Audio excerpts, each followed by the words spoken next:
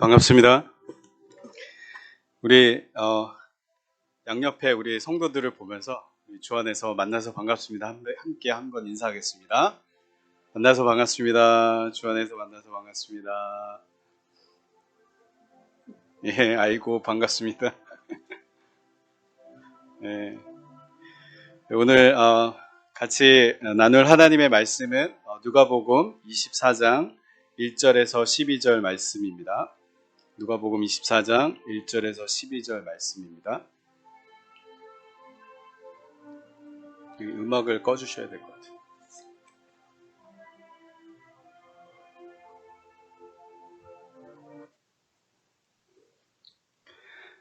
누가복음 24장 1절에서 11절 말씀 제가 봉독하겠습니다.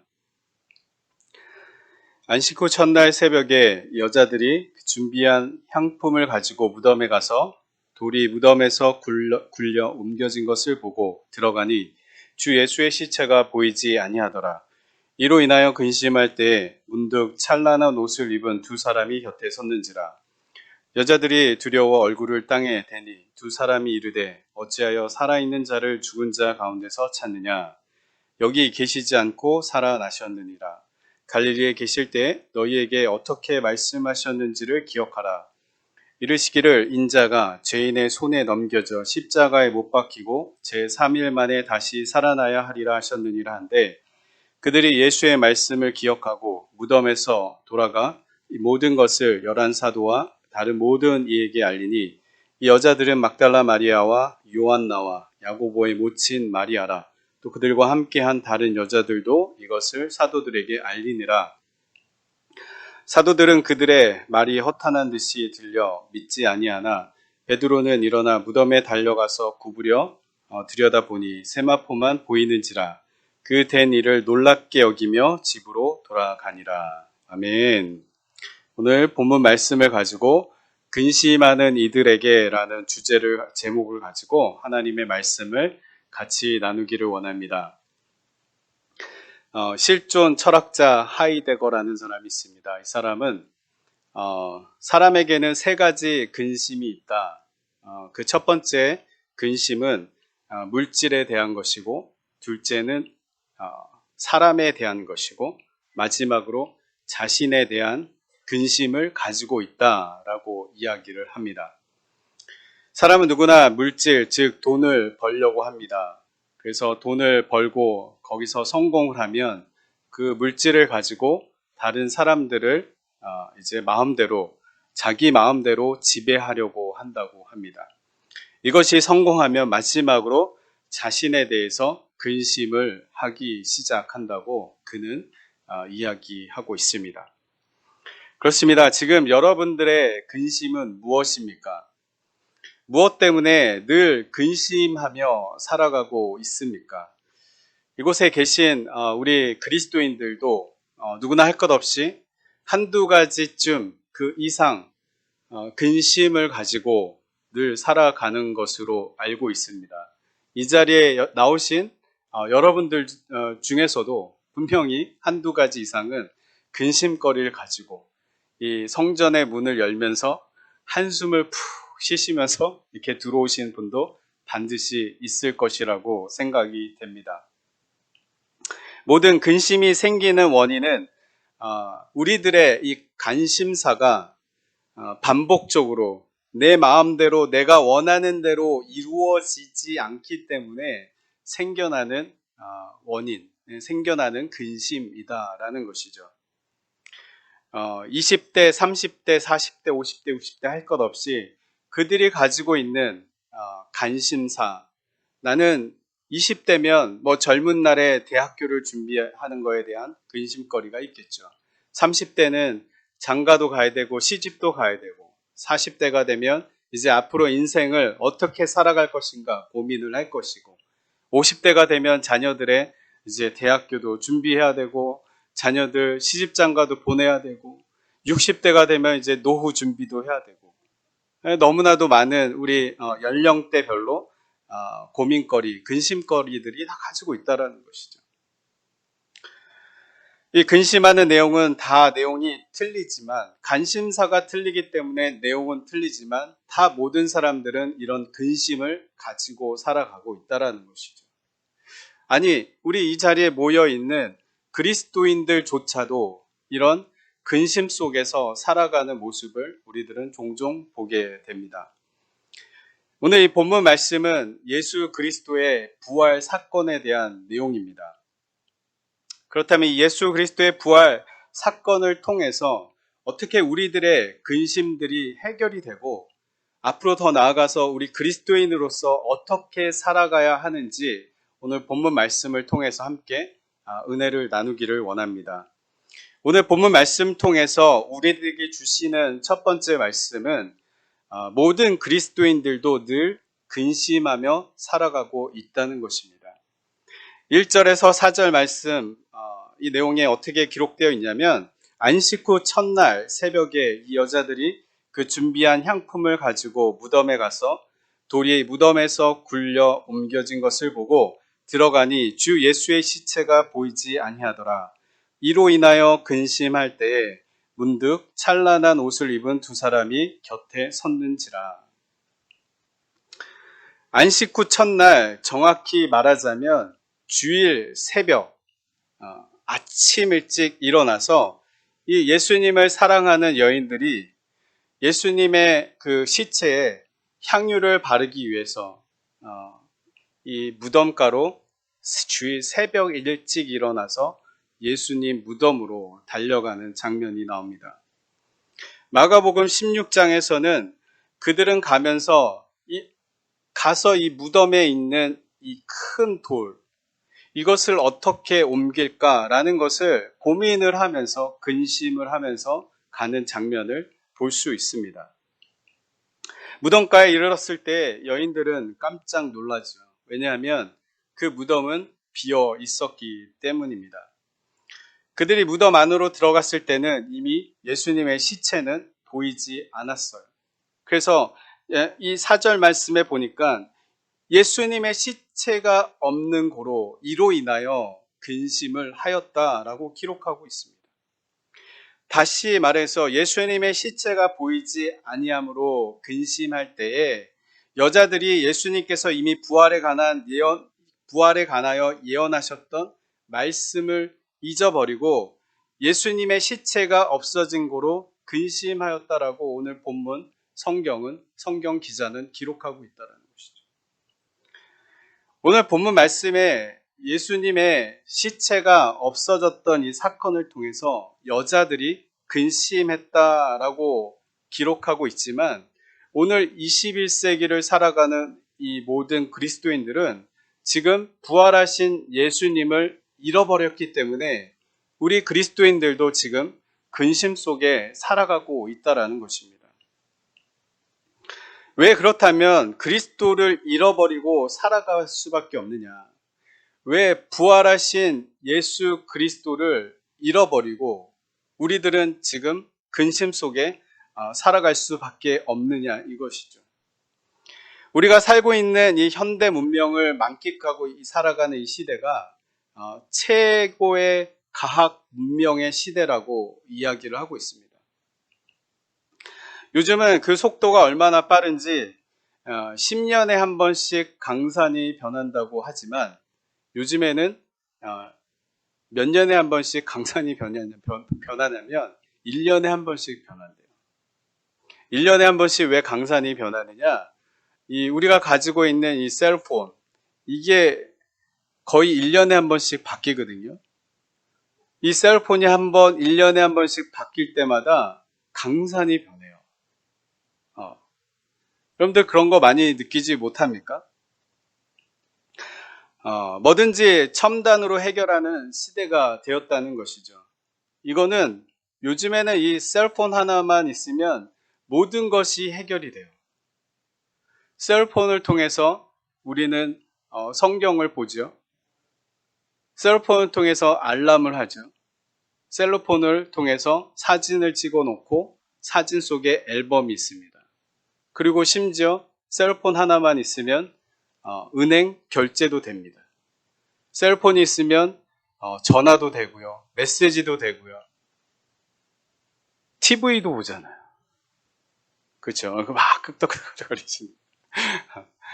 이 셀폰 하나만 있으면 모든 세계가 여기에서 이 모든 문명의 이기를 셀폰 하나로 다 지금 누리고 있는 시대라는 것이죠.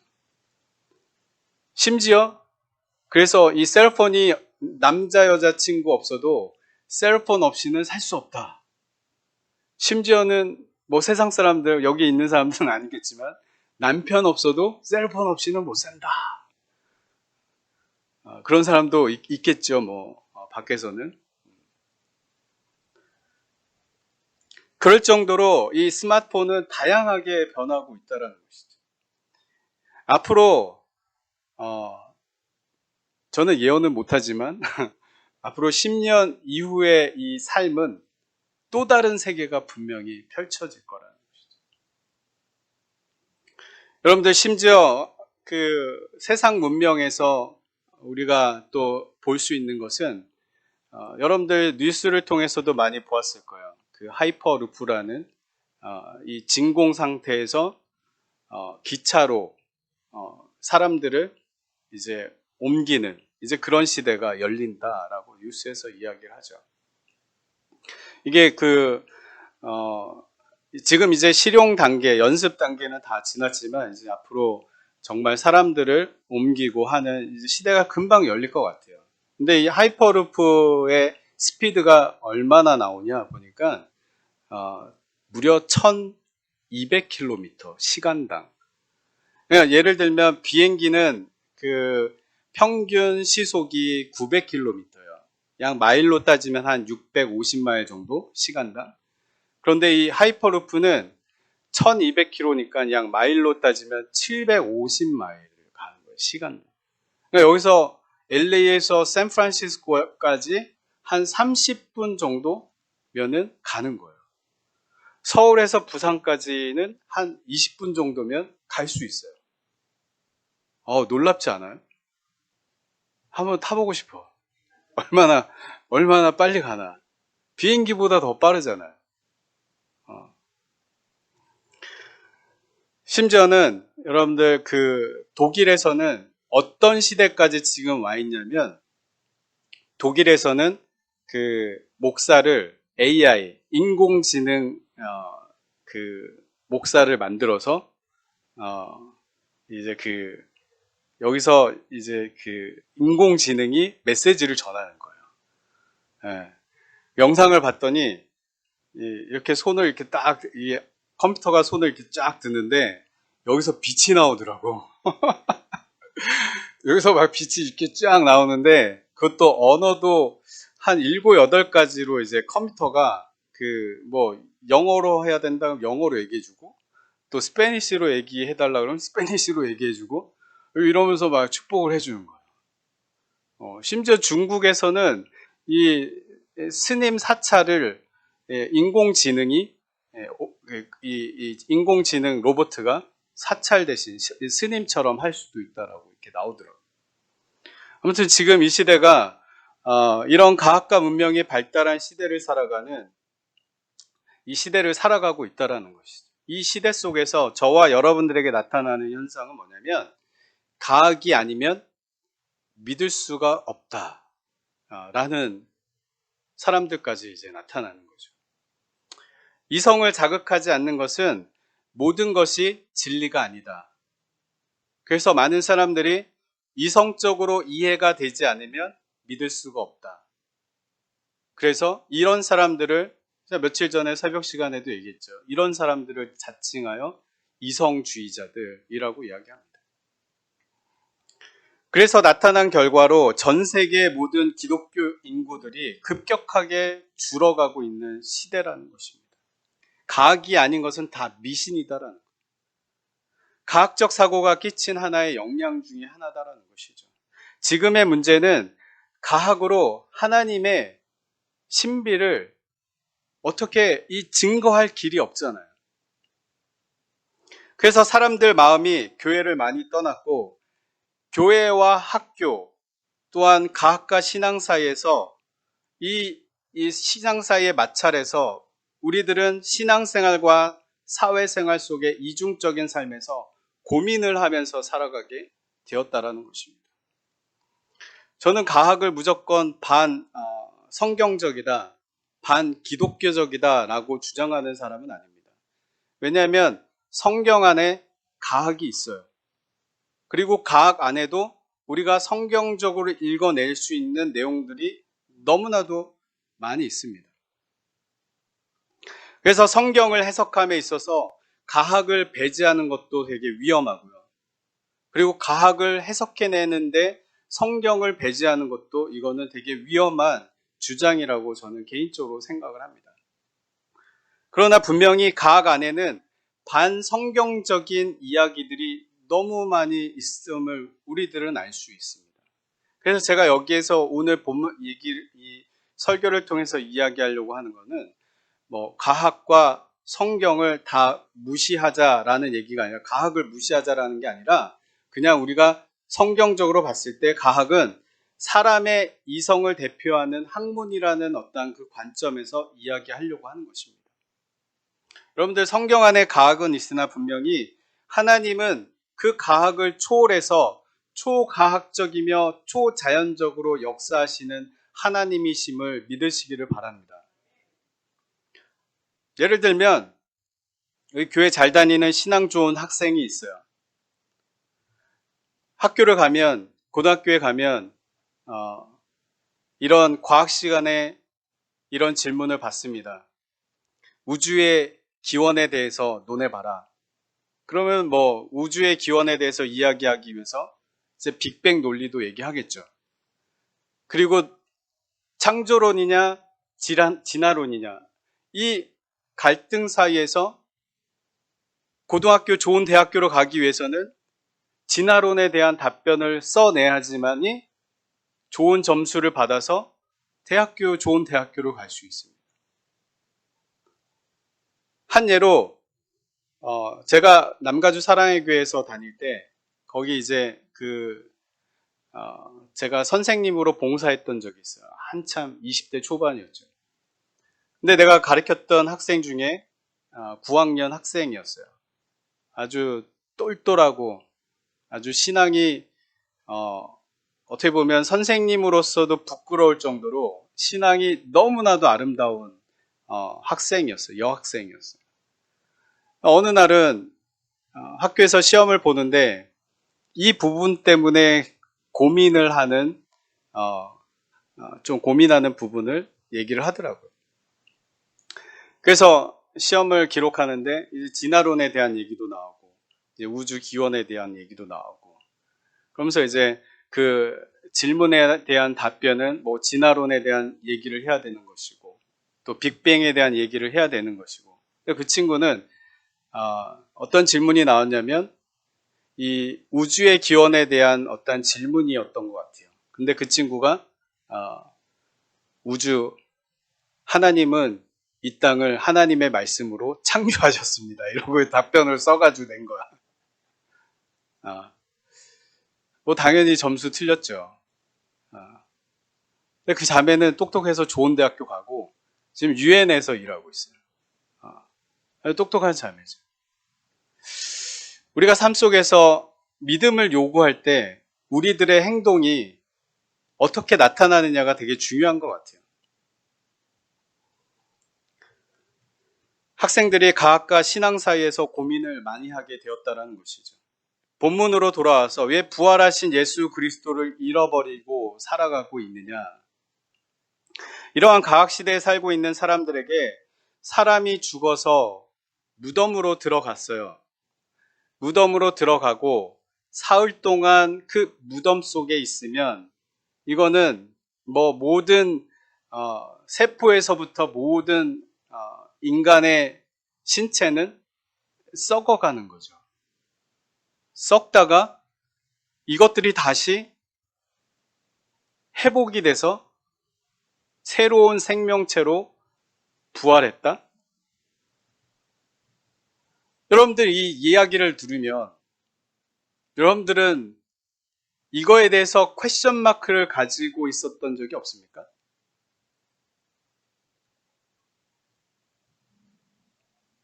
이해가 안 된다라는 거죠.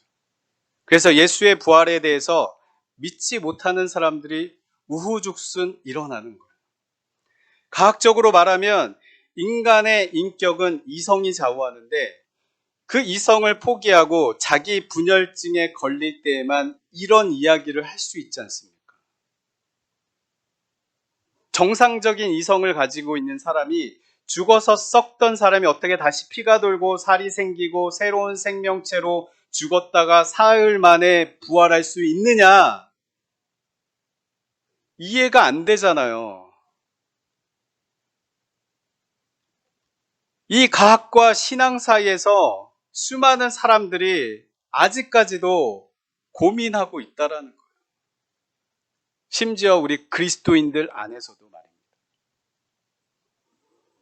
그런데 오늘 여기에 참석하신 여러분들과 저는 바로 주님이 그렇게 무덤에 계시다가 다시 살아나셨고 예수님께서 다시 부활하셨다라는 것을 믿으시는 우리들이 이 자리에 모였다는 것을 저는 믿습니다. 왜 그럴까요? 우리들의 이성이 자기 분열증에 걸린 불연증 걸린 사람들이 이 자리에 모였나요? 절대로 아니다라는 것이죠. 그래서 이 기독교 진리를 가지고 패러독스 진리라고 이야기하는 것입니다. 여러분들, 이 패러독스 진리는 이해가 되지 않는 부분들이 너무나도 많이 있어요. 그런데 저도 마찬가지입니다. 모태신앙이었어요. 4대째 내려오는 믿음의 가문에서 태어났는데 이게 안 믿어지잖아요. 답답해요. 교회는 끊임없이 다니면서 예수님이 부활하셨다, 죽으셨다, 사흘 만에 부활하셨다. 근데 안 믿어지는데 어떡해요? 절대로 믿어줄 수가 없겠더라고요. 그러면서 하나님을 믿는 그 과정 속에서 저는 나름대로 고민이 너무 많았어요. 심지어 그래서 제가 하나님한테 따졌어요. 저는 이 3년, 그 모태신앙의 삶이 너무 싫습니다. 믿으라고 하니까 믿고, 교회 다니라고 하니까 교회 다니고, 헌금하라 그러니까 1,000원 받으면 500원으로 게임하다가 500원 힘들어가지고 이렇게 막 벌벌벌 떨면서 헌금했던 저의 과거. 그거를 정리하고 싶습니다. 하나님, 제가 10일 동안 작정기도 할 텐데 하나님이 10일 동안의 작정기도 내가 목숨 걸고 기도할 테니 하나님은 나를 만나 주시옵소서. 만약에 나를 만나주지 않으면 저는 자유하고 싶습니다. 좀 세상에서 좀 살고 싶어요. 왜냐하면 가식적인 신앙생활 하고 싶지 않았거든요. 근데 하나님이 답답하니까 5일 만에 하나님이 저를 찾아와 주셔가지고 감사하게 성령 체험을 받고 이렇게 목회까지 됐습니다. 성령 체험을 받고 나서 세상을 봤더니 또 다른 세상이고 죽으셨다가 십자가에서 죽으셨다가 무덤까지 들어가셨다가 사흘 만에 다시 부활 승천하셨다라는 것이요. 그냥 믿어져요. 이게 이해가 되는 거예요. 이해돼서 믿어지는 게 아니라 이것 자체가 은혜라는 거예요. 하나님이 믿음을 주신 것 이 자체도 하나님의 은혜고요. 내가 기도하겠다고 했던 것 그 자체도 하나님의 은혜였고요. 하나님이 나를 만나 주신 것도 하나님의 은혜였고요. 성령 체험을 통해서 사흘 만에 죽은 자 가운데서 다시 부활하신 예수 그리스도가 이해되어지는 것이 아니라 그냥 믿어지는 것. 이것이 하나님의 은혜 아니겠습니까? 이 패러독스 진리, 이것은 우리 인간의 이성으로는 패러독스 진리를 절대 이해할 수 없는 겁니다. 이 말을 풀이하면 말의 논리성과 합리성이 없으나 사실이다라는 거예요. 모순되지만 사실이다라는 것을 패러독스 진리라고 합니다. 사람의 이성으로 막 판단해서 이게 합리적으로 논리적으로, 이성적으로 이해가 되지 않는데 하나님이 2000년 전에 예수 그리스도께서 이 땅에 오셔서 십자가에 죽으시고 사흘 만에 부활 승천하셨다라는 것은 역사적 사실이기 때문에 우리들은 이 패러독스 진리가 믿어지게 된다는 거죠. 죽어 무덤에서 썩고 있던 사람이 살아서 걸어다닌다. 합리성이 있는 말, 논리적이지도 않고 말도 안 되는 말. 이것을 패러독스 진리라고 합니다. 과학은 이성적이고 합리적이고 논리적이고 자연 법칙만이 절대적인 진리라고 얘기합니다. 근데 신앙은 반대예요. 이성과 상식을 초월하고요. 이 패러독스 진리 안에서 역사한다라는 거죠. 그런데 우리들은 늘 신앙생활을 하면서도 이 신앙과 과학 사이에서 늘 근심하고 있다라는 것입니다. 왜요? 우리들에게 말씀을 주시고 말씀을 하셨는데도 불구하고 우리들은 말씀을 잃어버리고 살아가고 있기 때문입니다. 신앙과 과학 사이에서 이 패러독스 진리보다는 이성과 상식으로 살아가기 때문에 우리 마음속에 근심으로 가득 차 있다는 것입니다. 이 패러독스 진리이신 예수님이 늘 우리와 함께 하심을 믿으시는 이 복된 사랑의 선교교회 성도님들 되시기를 주님의 이름으로 축복합니다. 이 근심하는 이들에게 주님이 다시 말씀하십니다.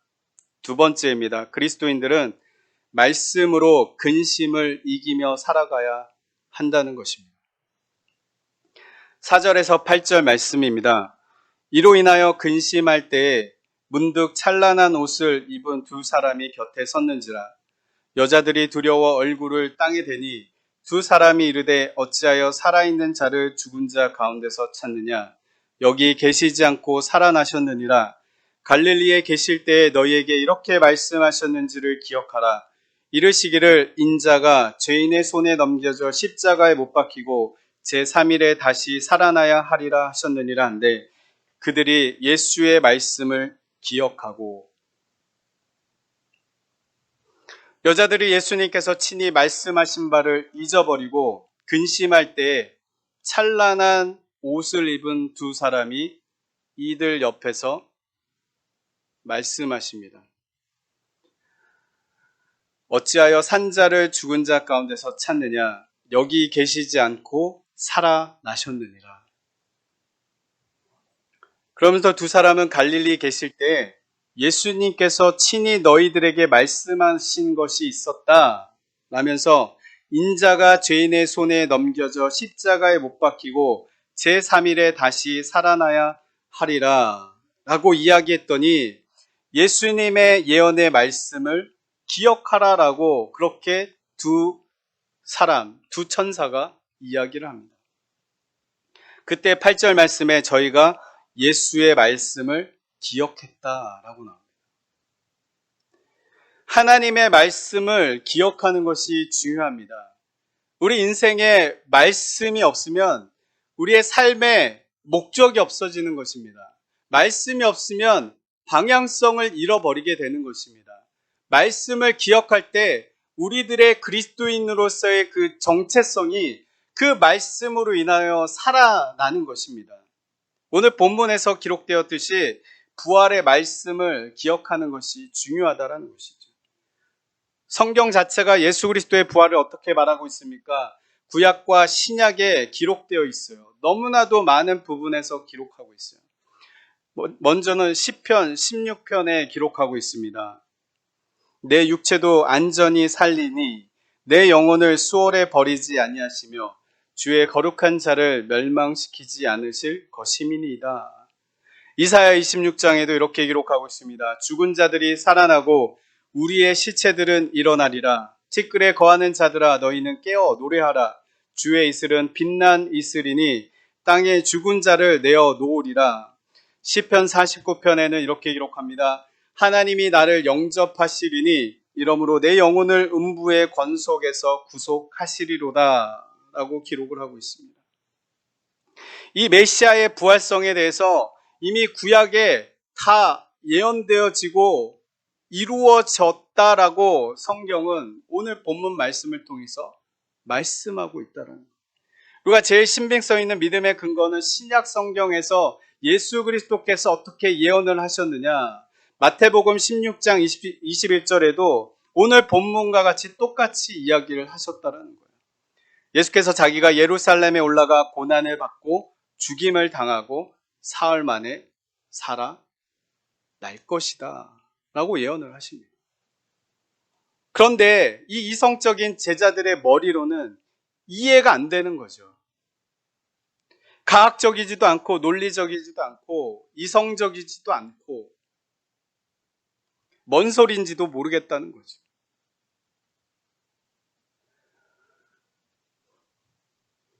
우리들은 늘 과학과 신앙 사이에서 이성과 상식보다는 패러독스 진리를 붙잡고 사시기를 주님의 이름으로 축복합니다.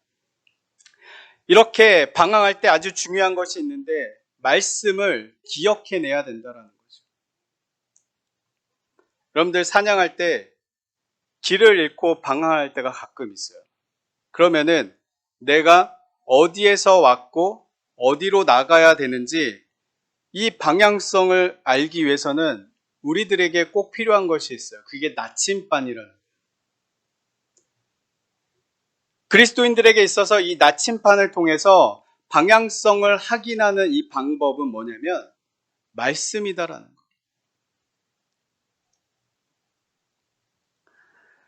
이 과학과 신앙 사이에서 이성과 상식 그리고 이 패러독스 사이에서 방황할 때 기억되어지는 이 말씀으로 말미암아 신앙과 이 패러독스 진리를 붙잡고 믿음으로 나아갈 수 있는 힘이 말씀을 기억할 때 생긴다는 것입니다. 여러분들 기억되어지는 말씀이 우리 마음 가운데 얼마나 많이 있습니까?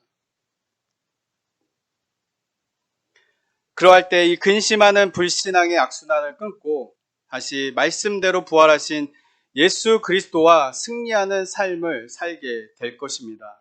말씀을 기억해서 신앙과 이 패러독스 진리를 붙잡고 승리하시는 우리 사랑의 선교교회 성도님들 되시기를 주님의 이름으로 축복합니다. 이 그리스도인들은 말씀으로 부활하신 예수 그리스도를 증거하는 삶을 살아야 된다는 거예요. 말씀으로 기억되어졌다면 우리들의 삶은 이제는 그리스도인으로서 밖으로 나아가야 된다는 것이죠. 9절에서 10절 말씀에 보니까 무덤에서 돌아가 이 모든 것을 열한 사도와 다른 모든 이에게 알리니 이 여자들은 막달라 마리아와 요한나와 야고보의 모친 마리아라. 또 그들과 함께한 다른 여자들도 이것을 사도들에게 알리니라. 아멘. 그러면 신앙에 시너지 효과가 있습니다. 신앙에 또 반대로는 닌겔만 효과라고 있습니다. 이 닌겔만이라는 효과는 뭐냐면 닌겔만이라는 교수가 테스트를 했어요. 줄다리기로 테스트를 했는데 한 명씩 줄다리기를 했을 때 1대1로 했을 때 100%의 힘을 발휘를 하면 그 다음에 두 번째 사람들 2대2로 할 때는 이게 100% 이상이 나와야 되는데 90%대로 떨어진대요. 3대3으로 했을 때 검사를 했더니 80%대로 떨어지더래요. 심지어 4명이 했을 때는 이게 50%대로 떨어지더라고요. 알고 봤더니 나 하나쯤이야 라는 마음을 가지고 이 실험에 참석을 했다라는 거예요. 나 하나쯤 힘 좀 안 쓰면 되지. 나다 보니까 이 4대4로 했을 때 힘이 점점점 줄었다. 그래서 닌겔만 효과라고 합니다. 시너지 효과는 반대예요. 시너지 효과는 1대1이 1 플러스 1이 2가 아니라 1 플러스 2가 1이 더 많은 숫자로 나타나는 효과죠. 이것을 시너지 효과라고 이야기합니다. 여러분들 신앙의 이 시너지 효과는 언제 일어나느냐? 전도할 때 일어나요. 제가 새벽 예배 때 전도에 대해서 짧게 얘기했죠. 고등학교 3학년 때 하나님 믿고 나서 그 하나님의 사랑을 감당할 수가 없더라고요. 그래서 이 사랑을 전하지 않으면 내 속이 타 죽을 것 같아요. 그래서 밖으로 다니면서 집집마다 노포하면서 복음을 전했습니다. 공원에 가서 복음을 전했어요. 그런데 제가 신앙생활을 하면서 이렇게 제 나름대로의 주관적인 생각일 수도 있지만 객관적인 어떤 또 자료들도 많이 있습니다. 신앙은 제가 받은 그 은혜를 밖에 나가서 전할 때 나의 신앙이 안에서, 나의 믿음이 안에서 폭발해요. 말씀을 읽을 때도 하나님이 은혜를 주십니다. 기도할 때도 주십니다. 또 성도들과의 교제를 통해서도 주십니다. 모든 삶 속에서 하나님이 많은 것들을 채워주시는데 확실하게 하나님이 더 강력하게 역사하시고 내 신앙에 시너지 효과를 주는 그 방법 중에 하나는 내가 받은 은혜를 나한테서 끝내는 게 아니라 밖에 나가서 복음을 전할 때, 이때 엄청난 역사가 있습니다. 심지어 소금뿌리 저는 소금도 맞아봤거든요. 소금 팍 맞는데 이 소금 딱 맞는데 그러면서 이렇게 고지레라 그러나? 뭐라 그러던데? 고시레라 그랬나요? 아무튼 그 뜻은 재수없다라는 뜻이래. 그러면서 이게 소금을 팍 뿌리더라고요. 근데 소금 딱 봤는데, 거기서 그 자리에서 하나님이 엄청나게 또 주시는 은혜가 있더라고요. 감당할 수 없는. 그래서 신앙은, 이 신앙의 시너지 효과는 내가 받은 것, 내가 본 것, 내가 체험한 것, 그것들을 가지고 바깥으로 나아가서 모르는 사람들에게 전할 때 이 신앙의 시너지 효과가 거기서 폭발된다라는 것입니다. 이제는 우리가 근심하는 우리들이 말씀을 기억함으로 신앙이 회복된다고 얘기해요. 그런데 신앙 회복에서 끝나는 것이 아니라 이 시너지 효과를 내기 위해서는 이 복음을 들고 바깥으로 나가야 된다는 거예요. 이 신앙의 시너지 효과가 무엇입니까? 신앙 회복만으로 만족하는 게 아니라 그 이상의 것을 기대하는 거예요.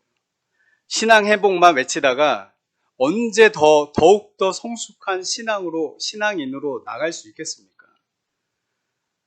어떻게 보면 이 신앙의 시너지 효과는 나의 근심이 늘 세상에 속한 것이 아니라 이 신앙의 효과를 통해서 이제는 세상에 속한 것들 때문에 근심하는 게 아니라 하늘에 속한 것 때문에 근심하는 성숙으로까지 나아가게 됩니다. 많은 사람들, 그리스도인들도 마찬가지예요. 우리들은 정말 세상에 속한 것들, 수많은 관심사를 통해서 이 관심사가 내 마음대로 이루어지지 않고 또 내 마음대로 반복적으로 이루어지지 않기 때문에 우리들은 근심을 한다 그랬잖아요.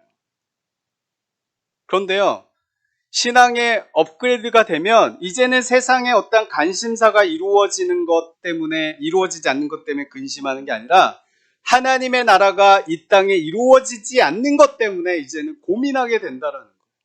근심하게 된다. 그것 때문에 아파하게 된다라는 거예요. 그것 때문에 내가 무엇을 할고 주의 영광을 위하여 내가 하나님의 나라를 위하여 내가 무엇을 할고 그것 때문에 근심하게 된다라는 거예요. 많은 믿음의 선진들이 그것 때문에 고민하면서 그것 때문에 근심하면서 살아갔다는 거예요. 우리가 현실 세계에서 내 관심사가 이루어지지 않는 것 때문에 근심하는 게 아니라 하나님 이 땅에 하나님의 나라가 좀 이루어져야 되는데 어떻게 해야 될까요? 나를 좀 사용해 주십시오. 내가 부족하지만 나를 통해서 이 땅에 좀 하나님의 나라가 좀 더 확장되기를 원합니다.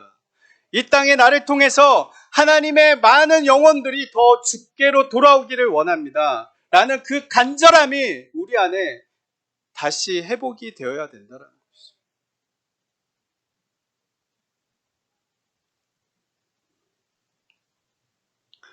이 시너지 효과가 하늘나라를 기대하고 소망하는 부활신앙, 이 부활신앙을 전하게 될 때 이 시너지 효과가 일어난다는 것입니다. 생명에서 죽음으로, 죽음에서 영생으로 돌아가는 것, 이것이 부활신앙이다라는 것. 어찌하여 산자를 죽은 자 가운데서 다시 찾느냐? 그가 말씀하시던 대로 다시 살아나셨느니라. 오늘도 우리들에게 말씀하고 있습니다. 누가 뭐라도 하든 이 말씀은 사실적인 패러독스 진리다라는 것입니다. 많은 세상 사람들이 예수 보여봐, 부활하신 예수 보여봐 그러면서 우리들에게 말장난한다 할지라도 우리들의 삶을 통해서, 우리들의 믿음의 삶의 성숙함을 통해서 다시 살아나신 예수 그리스도를 끝까지 복음을 전해야 된다는 것입니다. 이것이 믿는 자로서의 사명이고 우리들의 의무라는 것이에요. 권리가 아니에요. 의무입니다. 진리의 패러독스를 듣고 배우고 전하시는 우리 사랑의 선교교회 성도 여러분들 되시기를 주님의 이름으로 다시 한번 축복합니다. 그렇습니다. 그리스도인들은 늘 근심하며 살아갑니다. 그리스도인들은 말씀을 기억하며 근심을 이기며 살아가야 합니다. 그리스도인들은 말씀으로 부활하신 예수 그리스도를 끝까지 증거하시며 살아가야 한다는 것을 믿으시고 말씀 붙잡으시고 승리하는 우리 복된 성도님들 되시기를 다시 한번 축복합니다. 자, 기도하겠습니다. 하나님 아버지 감사합니다. 말씀을 통해서 아버지 우리들의 근심거리를 주님 앞에 고백했습니다. 하나님 다시 우리들이 근심하며 방황하는 그 인생 가운데 우리들에게 가장 중요한 것은 생명의 말씀을 다시 기억하는 것밖에 없음을 고백합니다. 말씀을 기억할 수 있도록 지혜를 더하여 주시고 그 말씀을 붙잡고 이 세상으로 나아가 부활하신 예수 그리스도를 증거할 수 있도록 아버지 하나님 우리들에게 힘과 지혜를 더하여 주시옵소서. 그리하여 이 땅에 눈에 보이는 관심사 그것이 이루어지지 않기 때문에 근심하며 고민하는 인생이 아니라 하나님 이제는 하늘나라의 영광을 위하여 하나님 하늘나라의 소망을 위하여 내가 무엇을 할고 아버지 고민하며 아버지 근심하는 우리의 믿음의 삶이 될 수 있도록 다시 한번 축복하여 주시옵소서. 그리하여 우리들을 통하여 이 땅에 하늘나라가 확장되게 하여 주시고 아멘. 주 예수여 어서 오시옵소서. 마라나타 예수 그리스도를 기대하며 소망하며 살아가는 우리 복된 성도님들 될 수 있도록 주여 축복하여 주시옵소서. 그럴 것을 간절히 기대하며 살아계신 예수 그리스도의 이름으로 축복하며 기도하였습니다. 아멘.